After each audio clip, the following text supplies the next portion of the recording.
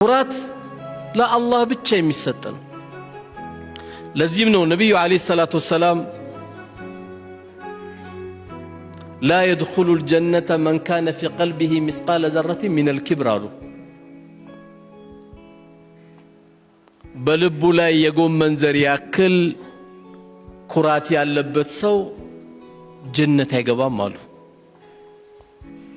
ሰሃቦቹ በጣም ተደናገጡና ያ ረሱላህ አሉ ሰለላሁ ዐለይሂ ወሰለም ኢነ الرجل يحب أن يكون ثوب حسن ونعله حسن ሰውየው ቆንጆ ልብስ መልበስ ይፈልጋል። ሰውየው ቆንጆ ጫማ መልበስ ይፈልጋል። ይሄ ነው እንደ ኩራት አንቱ የአላህ መላእክተኛ ብለው ጠየቋቸው። ላ ይሄ አይደለም። ለዚህ እንደው ምን አሏቸው? ኢነላህ ጀሚሉን ይሕቡ الጀማል አሏቸው። አላህ ቆንጆ ነው፣ ቆንጆ ነገር ነው የሚወደው አሉት። አላህ የሰጠን ጸጋ ማሳየት፣ አላህ የሰጠን ውብ ነገር ማሳየት አላህ የሚወደው እንጂ አላህ የሚቆጣበት አይደለም።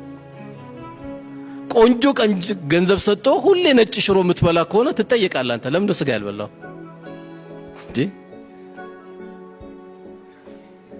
አይ አላህ ይቆጣብኛል። ለምን ይቆጣባል? ይሄን የሚለው ሰው ምን ስለሆነ መሰላችሁ? ቋጣሪ ነው። አውቆ ነው በዲን የሚያሳብበው። አብላ የወጥ ሽታ ያጡ የስጋ ሽታ ያጡ ሰዎች አብላ፣ ኒዕማን ገንዘብን አሳይ።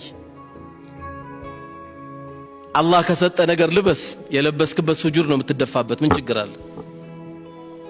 እጅግ በጣም ደካማ ባለበት አካባቢ ስትሆን ደግሞ መካከለኛውን ቀልባቸውን ደግሞ እንዳይሰበር። አይ እኔ ትንሽ አሁን መራብ ፈልጋለሁ፣ የለም ብላ። ውሸታም ይማን ይሄ?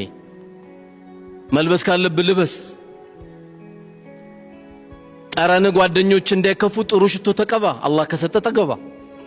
ካልሆነ ደግሞ ጥሩ ታጠብ። የግድ ሽቶ አይጠበቅብህም። ካላገኘ ጥሩ ታጠብ፣ ሽታ አይኖር። አላህ ቆንጆ ነገር ነው የሚወድ።